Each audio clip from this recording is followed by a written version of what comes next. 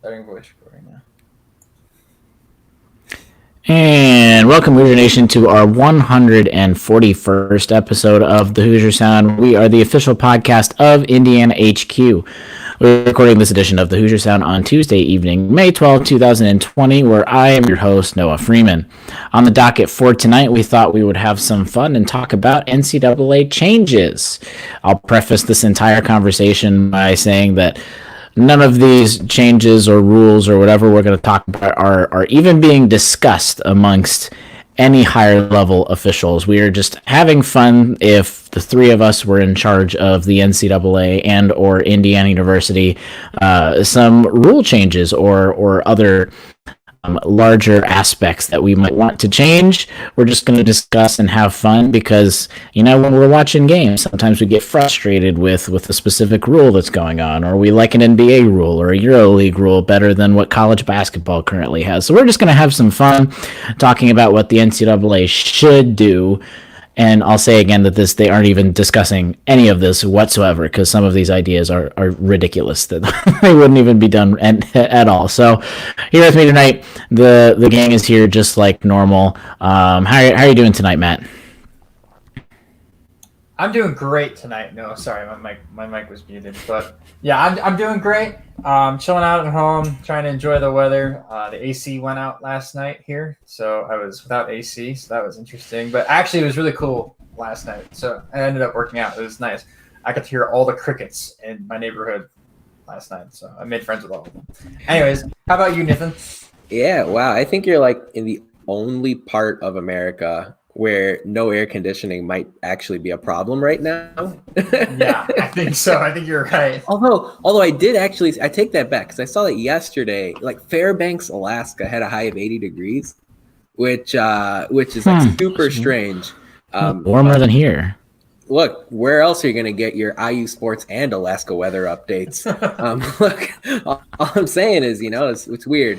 But no, I'm doing great. The start of May into mid-May is I was just thinking about this the other day. It's a little underrated for both sports and just general life stuff. I mean, last Tuesday we had Cinco de Mayo, and then graduation happened over the weekend for IU and probably a lot of other schools as well.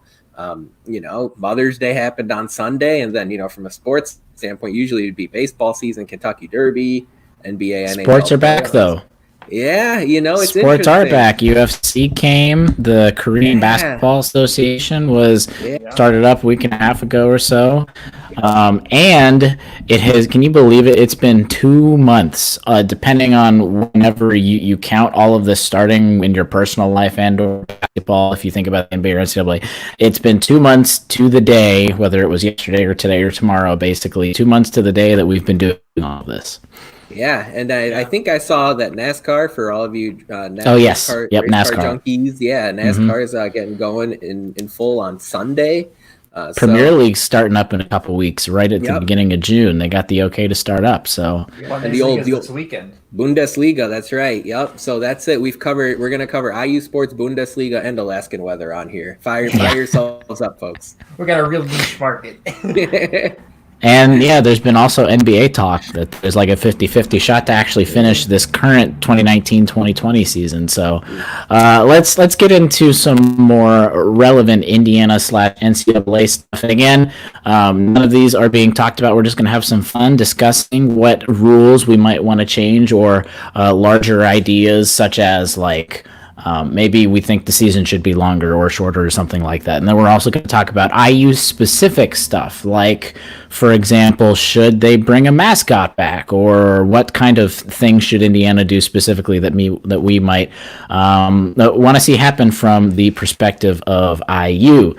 Let's start with the NCAA first, and let's start with a couple rule changes. I know I think we're going to do this kind of like we'll discuss it. Maybe you guys, if you want to give a comment or two, you guys can talk about it. Then we will. There's three of us, so no tiebreakers, which is good. We've got perfect voting. We can say, hey, we're going to put this rule into existence, and then we can go over the ones that we at the end of the podcast that we have officially changed, officially changed for the NCAA and Indiana University.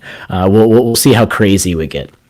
All right, Nathan. I know this was this is your baby. This is the one you really get triggered over. You really get heated over the under the a minute left in the entire game. Let's say Indiana has only fouled their opponent 2 or 3 times.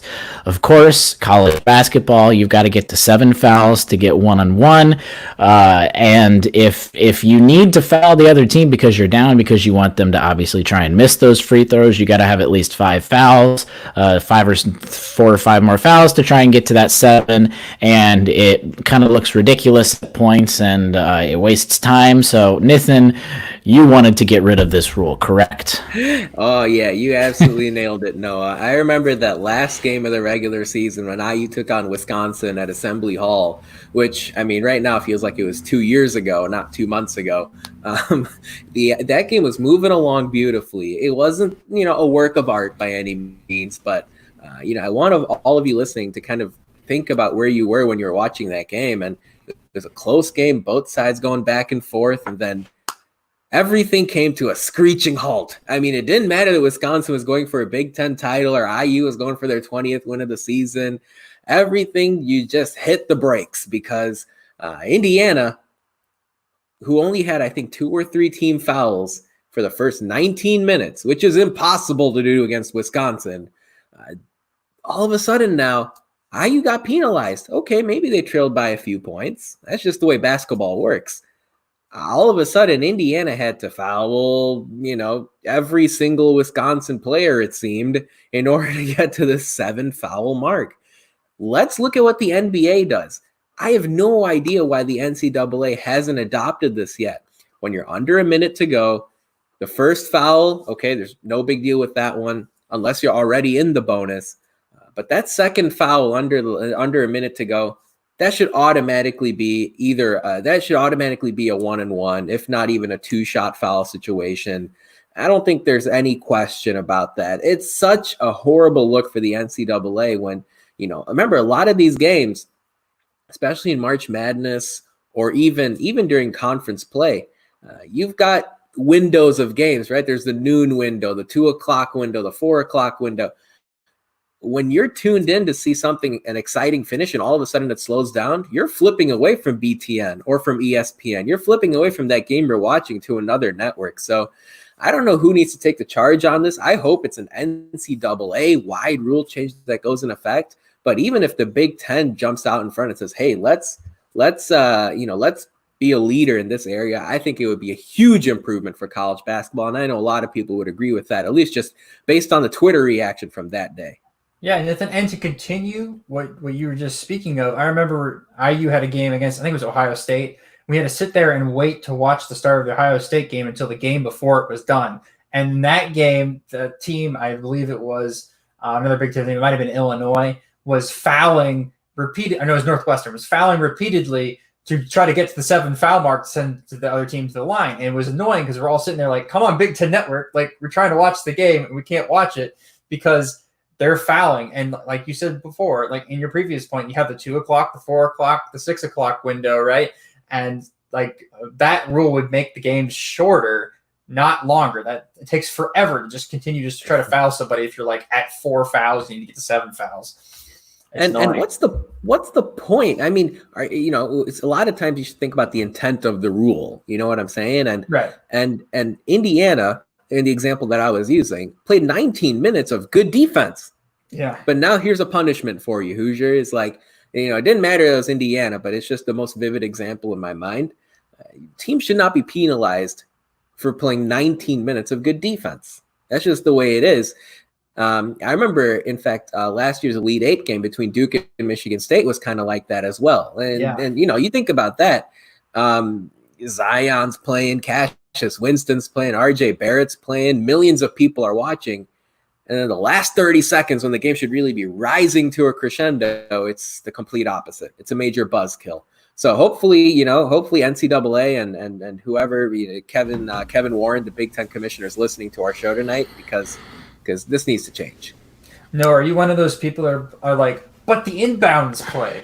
Are you one of those people? I'm impartial to this. I don't really care either way. Like I feel like this is something that happens so seldom compared to everything else. Like it's it's more, I mean, it's more rare than, I guess, than not for this example to actually happen. And I couldn't watch the end of that Wisconsin game for the specific example you guys have been talking about, but on the other end, it's the same kind of thing. The college basketball, as argumentative as this specific point could be, is for entertainment. Basically, it's for entertainment, and you want to make it to where the audience and whatever the audience members are, to make it as pleasing as possible, and stopping it and halting at least the specific purposes, and just kind of basically changing the entire game, and making it longer is not necessarily the best for the audience view anyway. So I see both sides to it. I honestly don't really care. I know there's going to be rules where you guys are heated over, where one of us is not, or vice versa. So this is one that I don't care either way. Like, if they change it, great. If they don't, great. So I'm more or less. But would you guys agree to change this rule to the we can say, I think a lot of it might be NBA stuff, to where we go under a minute, 2 fouls, and then we're on the line for a 1-on-1 or a double-double. Give me double for 2 shots. Double bonus. Yeah. No, I think, in this situation, I would say be a 1-and-1 for the first three fouls. In other words, right? Because you weren't at 7 yet. So typically, once you reach the 7th foul, it's 1-and-1 for 7, 8, and 9. I would just follow the same rule here. 3 trips in a row are 1-and-1, and then you go into the double bonus. I cannot accept your tolerant viewpoint on this, Noah. This is unacceptable. It's I can't believe it, but hopefully someone puts it in place, and that'll change your mind. All right. I'm on the same brainwaves as Nathan. I think it's a good idea. Yes, and I don't care either way, so I'll vote yes. So, which is fine.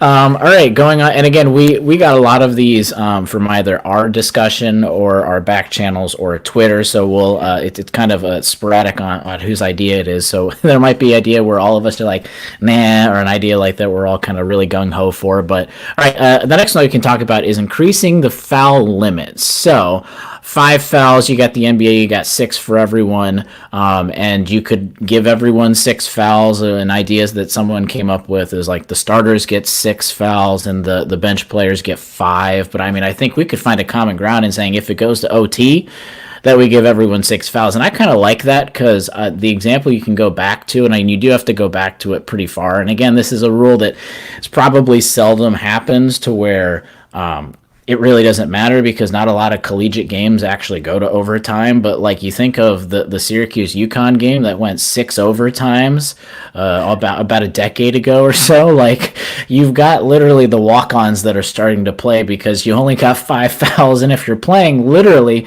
that's 6 overtimes. You're playing an extra half a game to almost an extra entire game that you're playing when you got 6 overtimes. And if you got the same amount of fouls, everyone's going to start fouling out. So I think this is one that I think would be easy to pass if it was 6. If you get to 6 fouls for everyone if you go to overtime.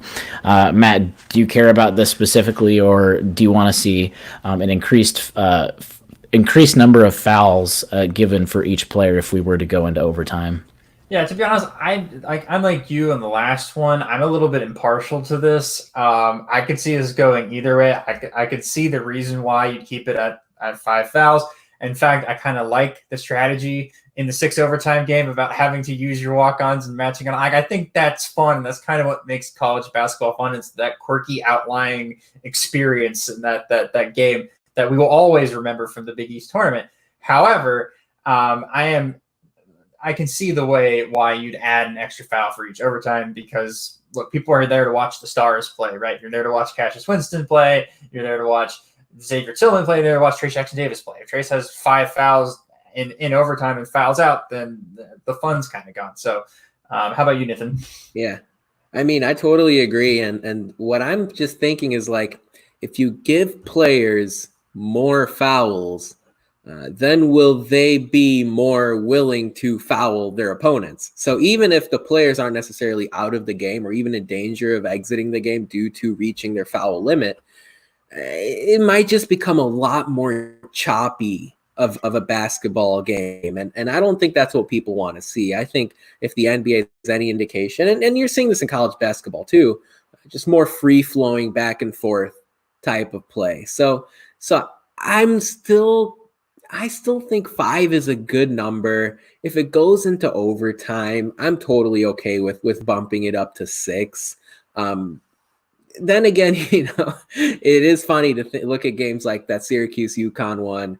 I think Louisville and Notre Dame play like a 3 or 4 overtime game at some point. And it's funny, like, to see some type of random walk on or end of the bench player all of a sudden get thrust into a really, really important game for his team, whether it's in the regular season or even the postseason.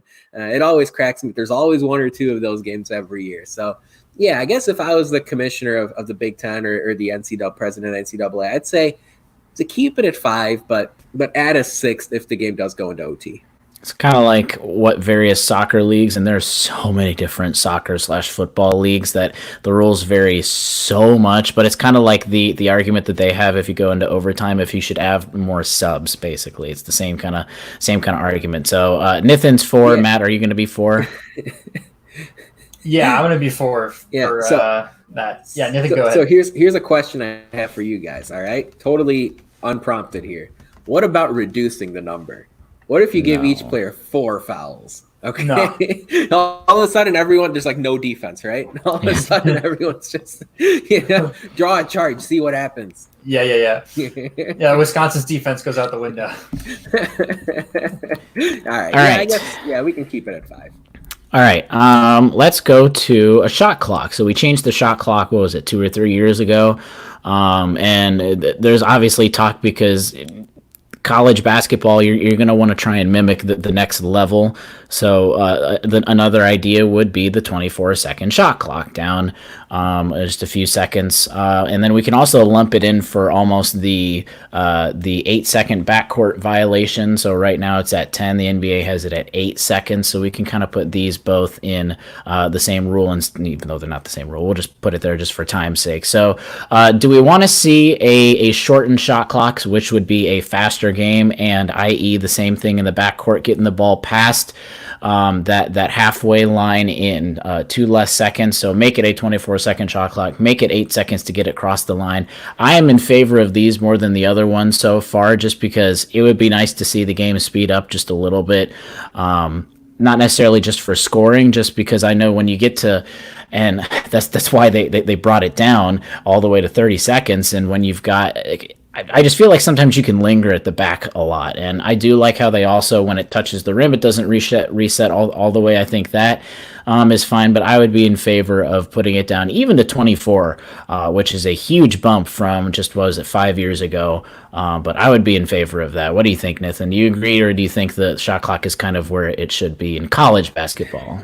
I totally agree, Noah. I think 24 is great. In fact, whether it's college football or college basketball, I want to see a little bit more synergy in the rules between the college level and the pro level, especially for something like this, where you've got this strange more simple rules, not necessarily huge, exactly, big like deal breaker ones. Switching gears to football for a real quick second, like it's strange to me that 1 foot inbounds is okay for college football, but in the NFL it's 2 feet. Something simple like that. Good point.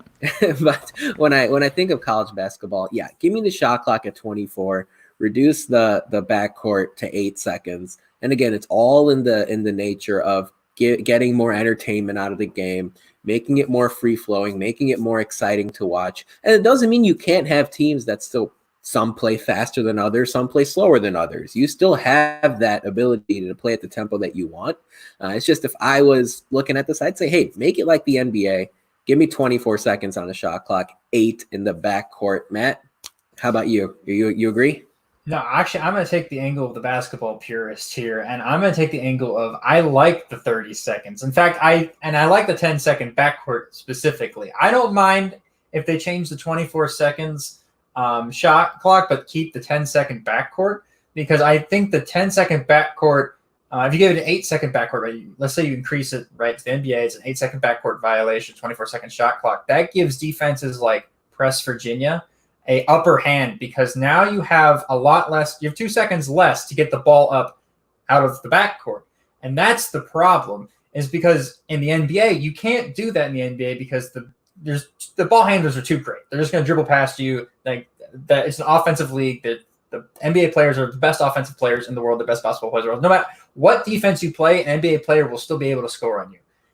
In college, that is not necessarily the case. Like there are Division I schools, mainly like mid majors, that would not even be able to get the ball up in 8 seconds against some teams like West Virginia, who are just going to press and trap and make you turn the ball over before you can even get past half court.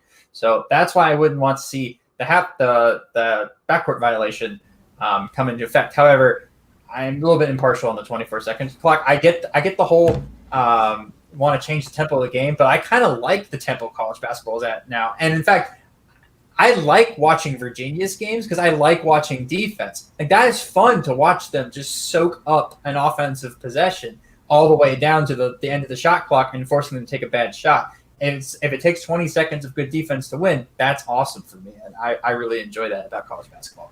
I'd even counter for the 10-second. I get annoyed sometimes when it takes them forever to walk across the line. It's like, oh my gosh, do you really need 10 seconds to get there? Even when they're pressing, usually they get it across most of the time, and it's like, you don't need the 10 seconds. 2 seconds is actually not that much time in terms of the amount of times that they would not be able to get it across. Well, you say that, but then we have 10 seconds to get it across, and still yet somehow we're terrified, like, twice or 3 times a game, are we going to get the ball across in time, especially against teams that press, like Illinois, like West Virginia, that are going to trap and try to force you to pass the ball up across the halfway line. Which then I'll use your point against you, because you just talked about watching good defense. That's good defense, and it'd be actually cool to see some backcourt violations, because you really don't see that, actually. I don't know about you guys, even at IU games and beyond, you don't really see violations for going beyond 10 seconds to get it across the court. Well, it's often because they're throwing the ball away, trying to get it up to avoid that. So that is why you're seeing a lot of turnovers because of that. You're not often seeing the call because they know in their head, like, oh, as close to 10 seconds, I better get this ball out and force something. And that's what happens. It's the same thing. I can see the argument for both sides. I'm just taking the angle of the basketball purist and saying, hey, there is an argument to be said that not everything needs to be NBA rules. It doesn't, but it doesn't matter. You're outvoted anyway. So, yeah. All right.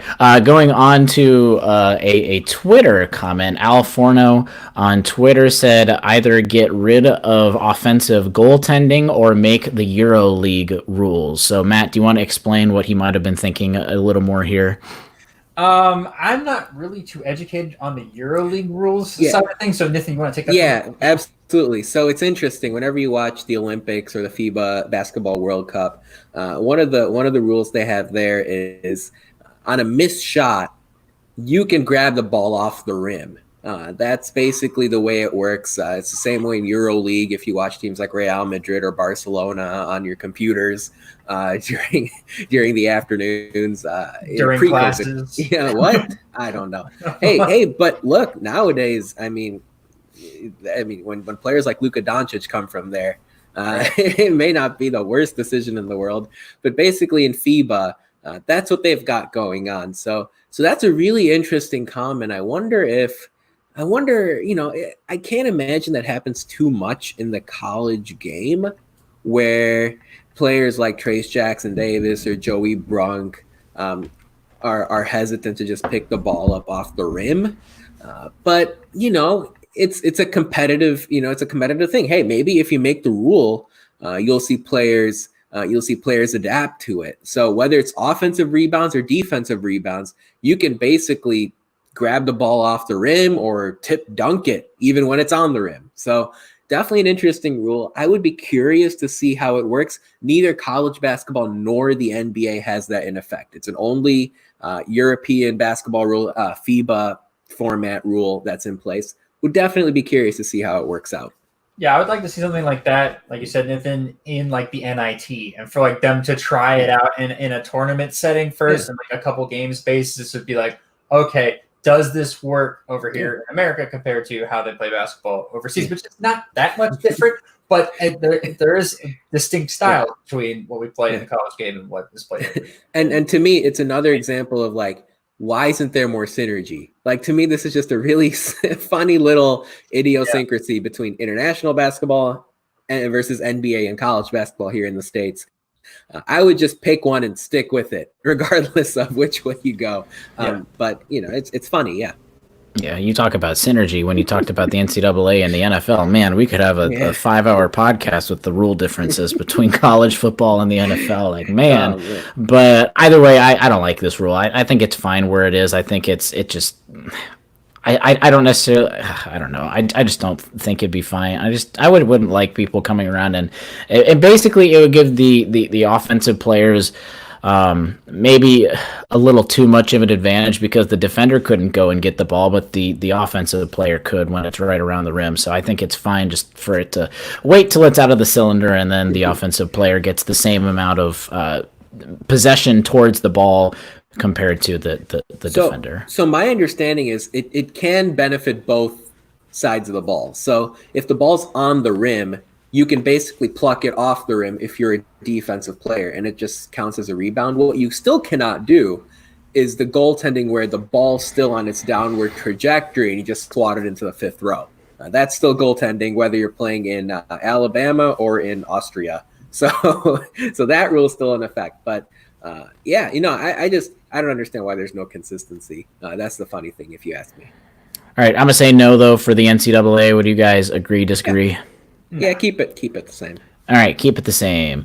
All right, Hooperazzi, or our good friend Joel on Twitter, said, ban the Wisconsin charging calls. It's not real basketball to slide in front of the offensive player looking for a foul. So correct me if I'm wrong. He was assuming that basically at the last second, defender slides in right in front of a driving offensive player to get a foul, and it becomes a charge. Yes? Yeah, but I think what Joel's asking for here is consistency amongst refs. That's not a rule change. Which is not a rule change and is almost damn near impossible. But, like some refs will call that a charge. Some will call it a block. And there's really no consistency amongst college refs. And there's, depending on where they're calling the game, there's some leniency to it. So there just needs to be, like in the NBA, a little bit more like everything needs to be the same. There needs to be a little bit more training for the refs. There need to be a little bit more examples, maybe some summertime training, whatever they need to do to fix it. Just a little bit more consistency amongst the calls. Yeah, I'd get rid of this. I think if my understanding is our friend Hooperazzi, he's saying, hey, just get rid of the rule, get rid of that specific play in the game. I hope I'm not misinterpreting his point, but that's my point. I think you should just get rid of it in basketball, especially college basketball. To me, it's not defense for guys who are on the right side of the lane to all of a sudden slide into the left side of the lane in order to draw a charge on whoever's driving to the rim. That to me is not defense. That just puts both guys at risk of getting hurt. And honestly, that's not what we want to see in basketball. So offensive fouls where guys push off, whether they're in the post or whether they're trying to create space or whether they're trying to jump into a defender, something like that. That to me, we'll get perfect. There. Yeah, I know. That was a little teaser there. But those I'm totally fine with keeping in the game. But the one where guys like Brad Davison, okay, and I'm only mentioning him because Wisconsin was explicitly discussed there. When guys like him slide in completely off of the defender that they're guarding in order to basically just stand in front of someone who's 6 inches taller or sometimes 6 inches shorter, which is always funny to me how a 6 foot tall point guard can steamroll over a 6'6" forward on a drive to the rim. It's funny how that works. What that would do if you get rid of it too is not only do you eliminate the injuries, you also eliminate some of that gray area for officiating. So honestly, I think it won't be something you look at in the short term. But hopefully when we're looking at college basketball 10 or 20 years down the road, that's taken out of the game itself. Yeah, sorry, Joel. By the way, I just understood what you're asking, and Nathan kind of explained it a bit. I agree with Nathan wholeheartedly on this statement, actually. So yeah, there you go. Get it out of there. I'm a get it out of there. All right. Speaking of 6'6" Wisconsin forwards, watching Nigel Hayes take a charge was one of the funniest thing ever because he's literally built like a brick wall, and he would just go flying.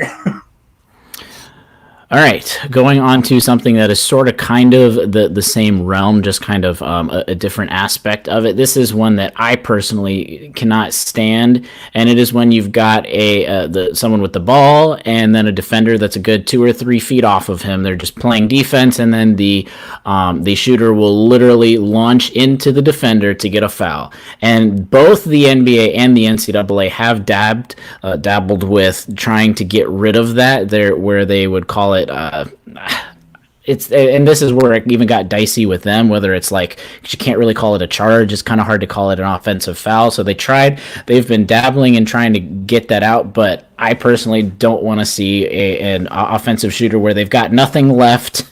They can't pass it, they can't dribble, and they're shooting. They can't get a good shot, so they're just going to jump into the defender, and then the ref's going to give them a foul call. Am I in the minority, or do you guys agree with not wanting to see offensive players just randomly launch into a defender to get a foul call, to get bailed out, basically? Yeah. You're absolutely right. And it's funny when you watch games in person, you can really tell when a defender is sort of flying at the shooter out of control compared to when the offensive player is trying to initiate the contact. Like that to me is never really a 50-50 call. It's usually pretty clear one way or the other. So yeah, I totally get rid of the thing where the offensive player leans into the defender, especially when the defender's stationary. It's hard enough to play defense as it is. That shouldn't be part of the problem as well. Yeah, I agree. I actually think this should be a reviewable call. One, if they miss it, they should be able to go back and check it. And two, it should be counted as a turnover, not a charge, but a turnover. They just turn over the ball. I like it. They take it out of the inbounds and go. So I like that rule change. All right, let's take a small break, and we will move on to who won the week. So, Nathan, I'll kick it over to you. Absolutely. So, obviously, still no sports really going on right now, but I touched on it earlier. It was graduation this past weekend, in IU specifically, and I know it's been kind of weird for a lot of people who are in their final year of school. It's been weird for everyone, but especially for people graduating college. This is supposed to be a really exciting time in your life. But hey, you know what? You still graduated. You're still getting your degree. I know over on the IU Twitter account, the general IU Twitter account, they have some kind of fun commemorative things you can find for yourself that are IU sports related. If you click through there, like you can see your name on the Memorial Stadium scoreboard, things like that. So look, life must go on. But I know it's been kind of rough for those who graduated this past weekend. I saw Deron Davis posted, either he or one of his friends posted something on social media about Deron Davis just celebrating graduation as it is. He then followed up and said he didn't know that. He said he just found out that he was the first man to graduate in his family, college from his family, which is like a really cool accomplishment. That's amazing. Really cool accomplishment for him. So yeah. So as far as I'm concerned, Matt, it looks like Noah's going through a little bit of a technical thing, but I would say Deron Davis won the week. So Deron Davis and all of you that graduated. I don't want to just single him out. Yeah, of course. Yeah. Congratulations, everybody that graduated. Everybody, exactly. So as we move on here, one of the other things I was considering as far as rule changes to college basketball, it's not something that affects each individual game. But what I've noticed, Matt, is like the NBA season is 82 games long. Okay. Then I look at college basketball. And I say, why is college basketball just 31 games? At least the regular season. And barely you get maybe one or two postseason games at that, one or two in the conference tournament, one or two in your NCAA or NIT or whatever. I don't know if this is out of left field, and I'll let you comment on this.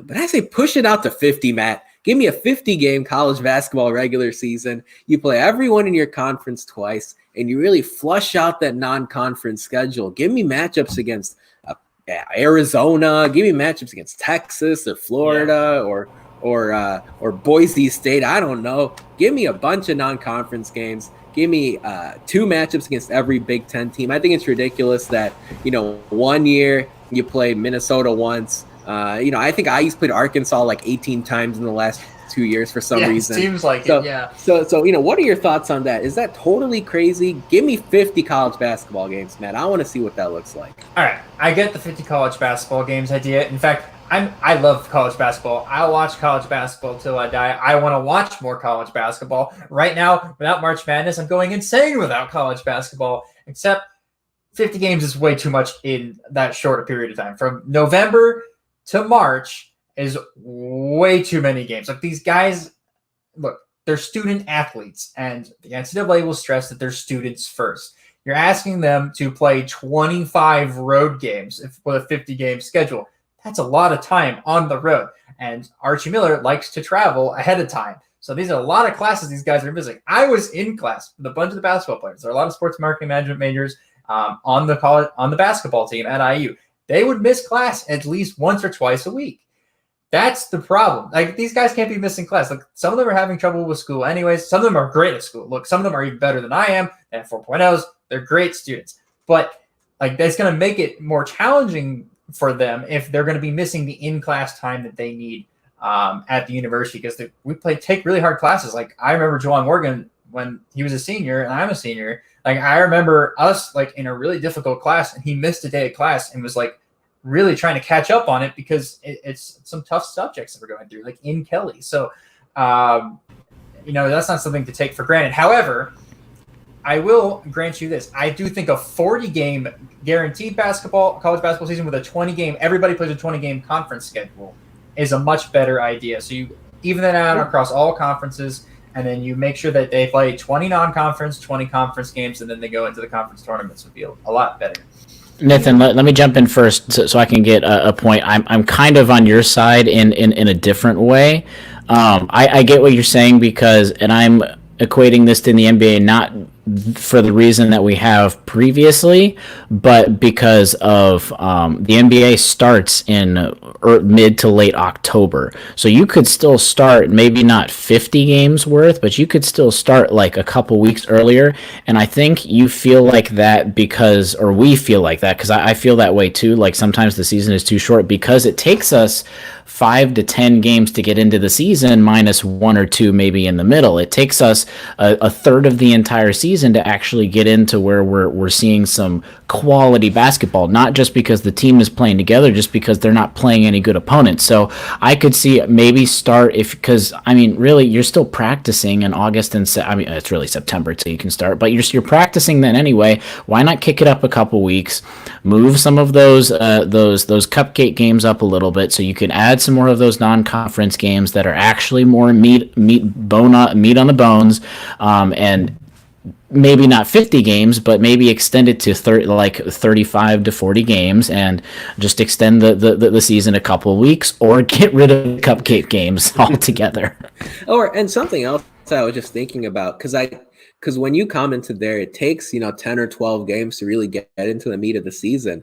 Maybe you just mix in conference and non-conference games from start to finish. Maybe instead of having a non-conference segment at the start of the year, like football, it's sort of kind of at the beginning of the year sometimes. Yeah, maybe they just need to mix and match as the year goes on. Maybe you just insert some of those weaker non-conference games at various points throughout the season in December, January, February, whatever, and play more meaningful basketball games from the start, because I noticed that too. A lot of people say, right, college basketball starts in November, and Andrew made the point on our chat here that the season is 5 to 6 months long as it is.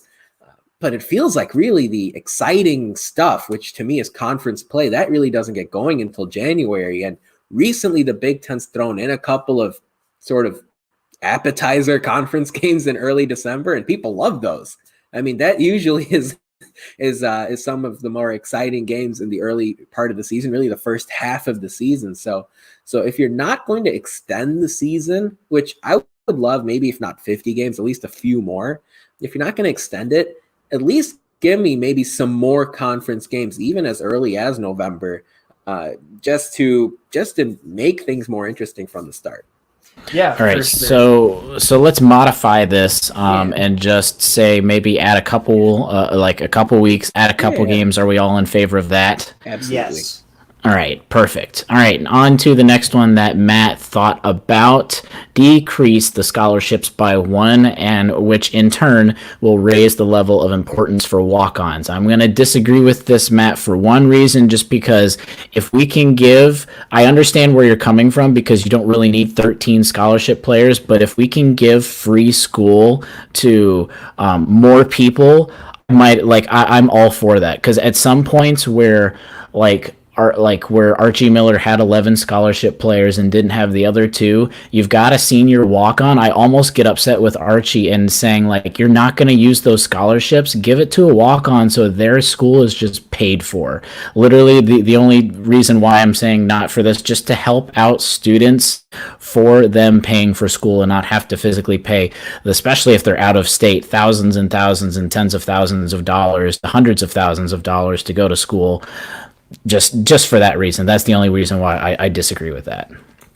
Yeah, trust me, as a person paying out of state tuition, I understand that where you're coming from. I just thought it'd be interesting. I said, look, you're looking at the positions and the position skill tree. You're looking at three combo guard-ish, 3 forwards, 3 like larger forwards, and then 3 centers and or larger. You can split 12 a lot easier, and I think that would stress like walk-ons a lot more. I think walk-ons are awesome, especially for communities and places in America where basketball is seen as the #1 sport. So that's places like Indiana or North Carolina, where they love and they live and breathe basketball. And you can give kids the opportunity to come in and be like, okay, you want a 13 scholarship player? Then develop somebody who wants to be there at the school, put 4 years of player development work into him, and let him have a shot at it. And if he's a walk-on, then you can offer him that 13th scholarship like the 4th year that he's been there as a walk-on.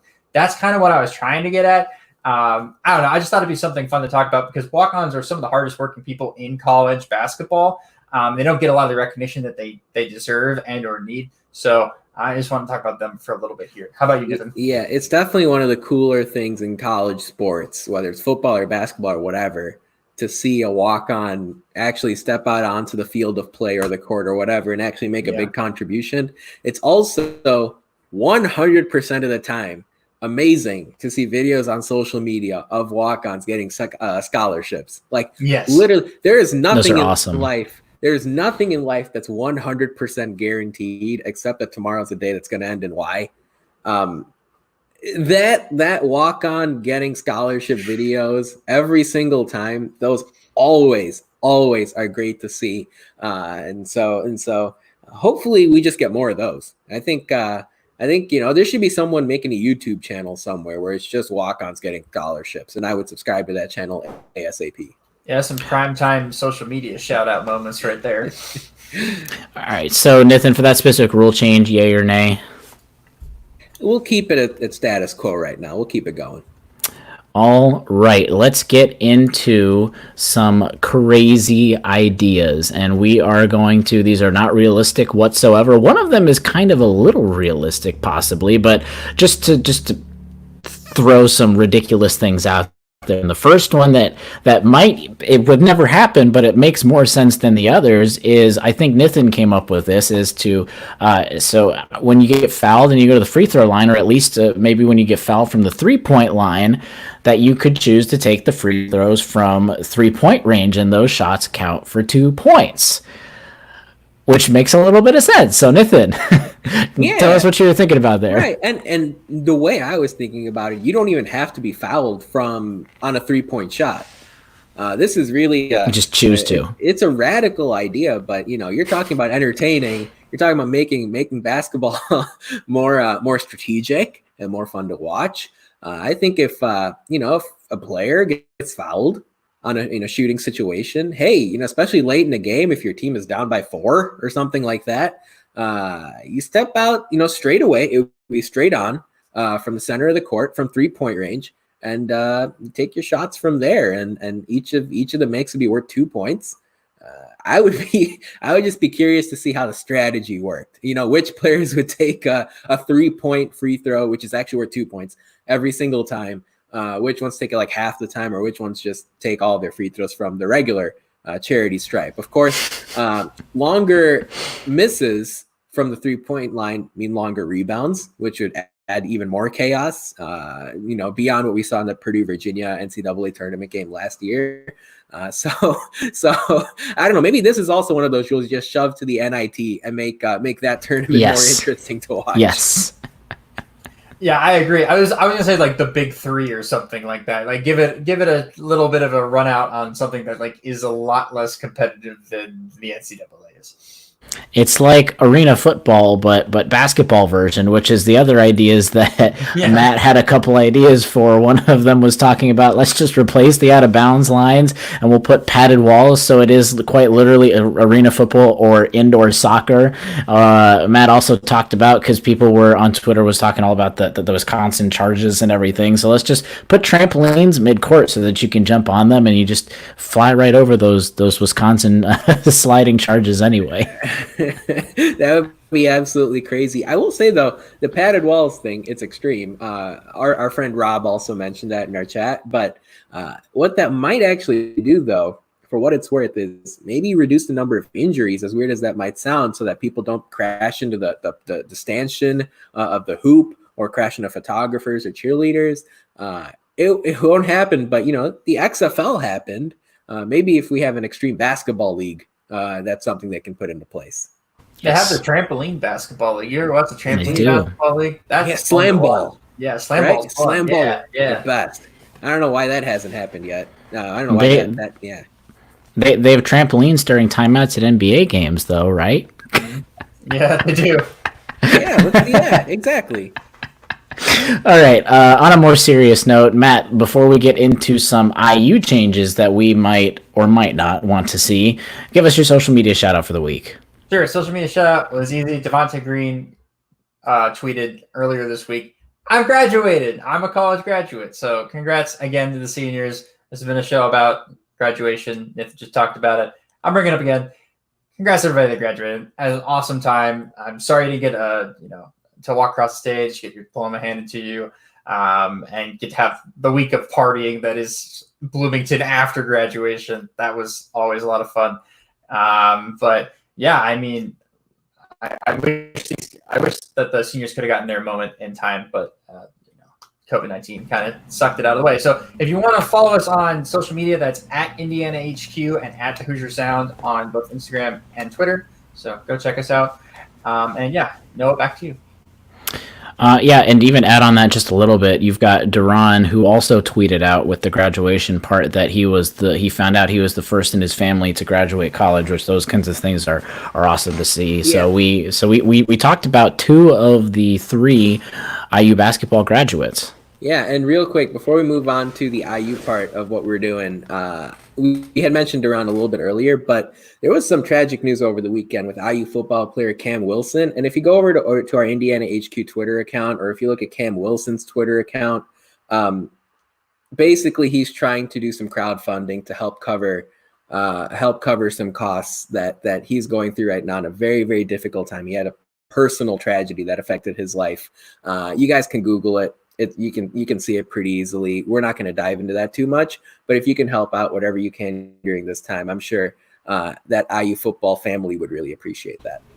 Yep, and shameless plugs for that reason, but also for the shameless part, as in you heard us bringing up people commenting their rule changes on Twitter. If you are screaming at the podcast at this point 48 minutes up until now that, hey, you guys haven't talked about this thing that you should have changed, make sure you follow us on Twitter or Facebook. And I posted earlier that you could give us your thoughts so that we could talk about them on the podcast. So make sure you follow us so that we can have some of that audience interaction, fan interaction with us. But moving on to some IU specific changes from the non-extreme to very extreme that I know Matt had an idea for that give him a second when he gets to that idea to sink in, but don't yell at the mic too early. But let's start with the first one, and it was actually echoed.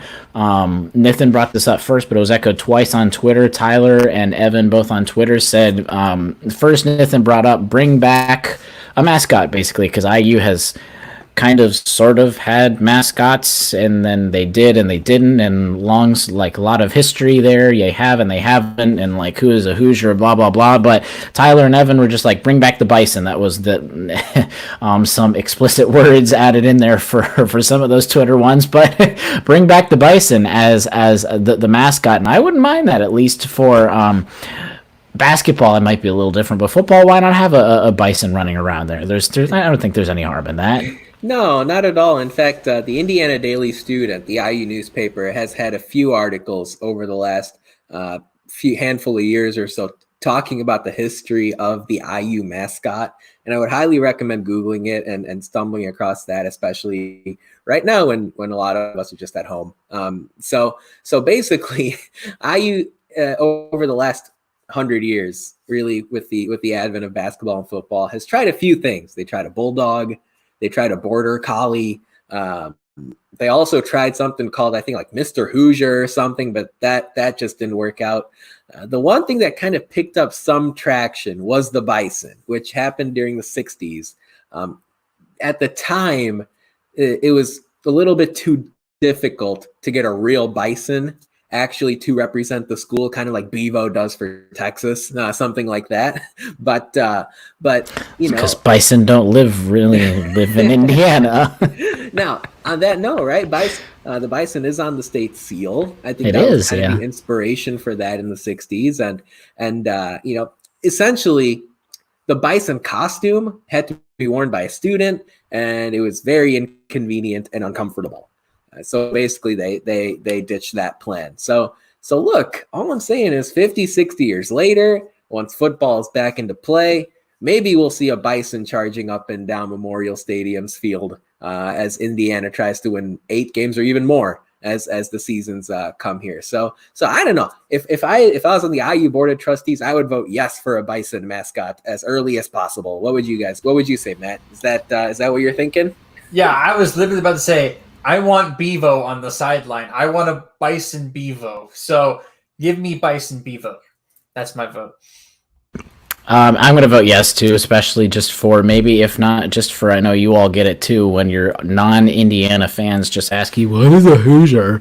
And just trying to put it like Hoosier Daddy and try and make fun of it, even though they actually don't realize that they're giving you compliments. But if anything, it'll stop all of those random fans from saying, Hoosier mascot, do you have your mascot? And yes, I said Hoosier as in like Hoosier, yeah. So. Right, yeah. Fun fact, yeah, I caught that. Fun fact of Michigan and Illinois, I believe, are the 2 other Big Ten schools right now that don't have a mascot. So it's not like Indiana's one in a million as far as that move goes. But hey, why not? Of course, Illinois had one, and then it offended a lot of people, as it should have. So yeah, IU and Michigan, which is kind of strange because like Wolverines, like come on, but it's the way it is. As Andrew just commented in our YouTube chat, and again, follow us live Tuesday evenings, 8:30 p.m. You can chat with us live. It says some NBA mascots, and he's totally right, look nothing like their team name, so why not have a bison as a Hoosier? For sure, definitely 100%. And to your point, Nathan, why they stopped having a mascot, because a student was wearing it and it got hot and uncomfortable. Get over it. That's what everyone else does. Just get over it. That's your job. Every that's single mascot costume ever is hot and uncomfortable. Like, especially for those baseball teams that go all summer and they still have mascots for some of it. But fitting in the Philly yes. Oh man. Ooh. All right. On to another one that I really like this idea only for a game or two, and it's talking about an alternate jersey. So you've got obviously your white and your red for your home and your away, but why not? And I kind of like adding a gray or a black alternate jersey for, like the NFL, like a color rush type of deal, where once, maybe twice, depending on the year, for a special occasion or just to be different, just have a slick, add shoes to it, different socks and whatever accessories you've got, make it a different alternate jersey. I know some of the purists, the old-fashioned guys guys or girls might say, no, let's have the white and the cream and the crimson the whole time, but I wouldn't mind seeing various alternate jerseys just for 1 or 2 games, definitely not for even a portion of the season. Yeah, and I think you could also tie it into some type of special event, maybe some sort of charity related thing. I know the women's basketball team has worn Yep, pink jerseys exactly. before. For the breast cancer stuff. Yep. Exactly for that same reason. I know I can already hear some people yelling into their iPhones or whatever they're using to listen to our podcast. Like, what are you thinking? Look, there are a couple things going on here. One of the long time staples of IU basketball jerseys has been just the number, not the last name. And I think that's something that should continue to stay that way. But as far as new colors, I think it's for the good of the program. Like I said, you could tie it into something charitable. You could also just maybe that's, hey, look, as strange as it may sound, that's something that could attract a recruit, especially a big one, a 4 or 5 star type recruit, which is something that all Hoosier fans would like to see. And it doesn't have to be some sort of crazy gimmick uniform either. It could just be the same layout, the same format. Just, hey, you're throwing it a gray or a black. Something else I also thought about, and you saw this in one game last year, but IU wearing red at home. So Matt, what are your thoughts on an alternate jersey, and maybe even, hey, maybe wearing just the red one a little bit more often when you're at Assembly Hall? I mean, as far as it goes for the red jersey at Assembly Hall, I think it's cool because the entire crowd's wearing red and it kind of just matches. But as far as wearing a jersey for a special event goes, we already did that 2 years ago for an anniversary with Bill Garrett. We wore throwback Indiana uniforms. They were like beige looking, tan looking uniforms. If you don't remember, you can look them up, to honor Bill Garrett, who was the first African American player in Indiana and in the Big Ten. That would be something I'd like. I'd really like a black jersey. You have no idea how much jerseys go into recruiting. That is literally almost entirely Oregon's pitch to football recruits is their uniform. No, Like, Matt, you think Matt's kidding, and he's not really kidding at all. I am not kidding. Athletes and kids growing up these days, and I can't stress this enough, really enjoy looking cool when they play. That's something that really works. Why the NBA has really adopted going into, okay, we have 2 set uniforms. All right, let's just make like 7 different uniforms. Because one, if somebody from across the country likes it, they'll buy it. Like the Vancouver Grizzlies jersey is one of the coolest jerseys ever, and I want it so bad. I have like 3 Miami Vice jerseys in my closet, but a black like script Indiana jersey that we like wear once a year. Maybe like we get the Kentucky series going again. Kentucky comes in with their like road whites, and we have the Indiana across the black Indiana jersey with the script Indiana across the chest. That would be awesome. Something like that with like a red like sleeves. I don't know. There's a bunch of things you could do. I'm sure there's a million graphic designers we could hire that would give us like awesome jerseys to look at. But it's something that could be, one, a recruiting tool, and 2, would just be fun to watch. And it doesn't have to be every game, but like 1 or 2 games a year where we just go, okay, let's do a cool uniform this year. So. And for those high-level IU people that would be doing all of this, you can still make your money because name, image, and likeness is very much changing. And I guarantee jerseys, the way jerseys are being sold and how it's all going to happen is going to change. And I guarantee you could find a way to make quite a nice profit if you even wanted to sell some of those popular alternate jerseys. So yes. All right. If you weren't already yelling at Matt or Nathan or myself for that alternate jersey as of now, you are really going to start yelling at Matt because Matt wants to, and he just threw this idea out. We're just gonna talk about it because if you've obviously been to IU, as in you've been a college student on campus, you know that the athletic venues are really far away from almost anything unless you obviously have your dorm that is right next to the stadium or your apartment complex. It's pretty far away. So could we move Assembly Hall to the middle of the stadium, Matt? Is that something that's possible, or even change venues? Yeah, I'm not sure it's very possible. I mean, I offered to move Assembly Hall to the Arboretum, where the Arboretum is. So if you know where the Arboretum is, it's right next to right behind the Art Museum, next to the library, and across the street from Kelly. So that's where the Arboretum is, by the old field house there. I like that location on campus. It's big enough to host a stadium. I don't know what you do about parking.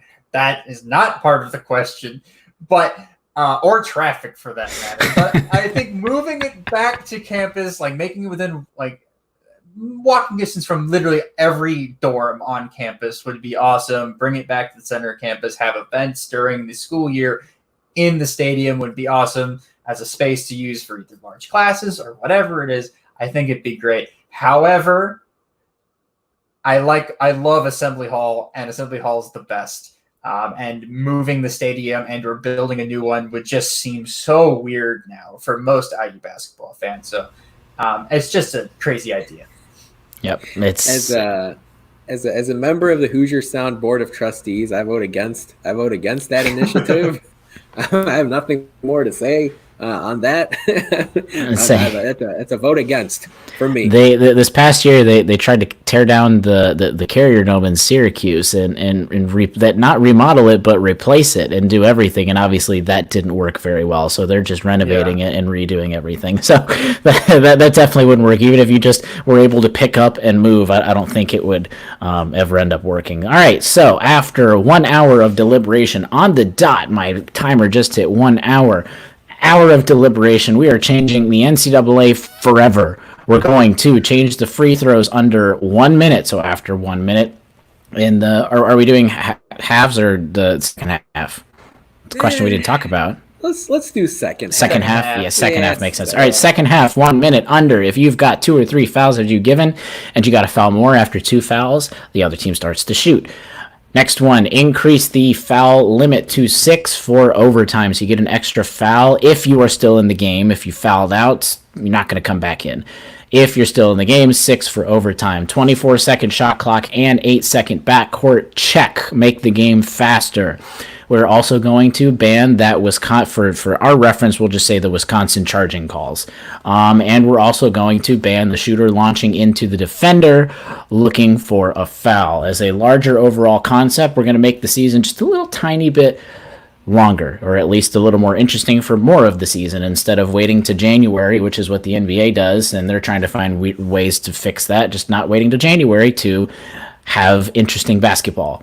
And we are going to bring back a mascot, which I think would end up being the Bison for Indiana. We're also going to have an alternate jersey here and there, and that's going to wrap it up for our changes for the NCAA. Most of those wouldn't be too far off. I mean, obviously, if they were going to go into effect, they change like 2 or 3 rules at most a year, so it would take a long time to get everything in there, but I think those are pretty reasonable, to be honest with you guys. But I don't want to take up more of your time. I know we're already over an hour for this, and so that's going to wrap it up for our 141st show of the Hoosier Sound. Thank you all so much for joining us. Thank you again, live audience, as always, coming out, participating in the chat. We really appreciate your support. News and updates, like we always say, please, please, please follow us on Twitter, subscribe on YouTube so you don't miss it out, because you might miss a show and you're like, hey, I could have contributed and I could have had this really cool idea, because honestly, we're not that interesting. You usually have more of the interesting ideas, to be very honest. Most importantly, though, if you enjoy our show, leave us a review. Easiest place, Apple Podcasts, Facebook. Tell a friend, share our links. Your support is how we grow this podcast so we can reach all those passionate IU fans such as yourself. But, as always, thank you for listening, Hoosier Nation, and we'll see you next time. Stay safe. Love you guys.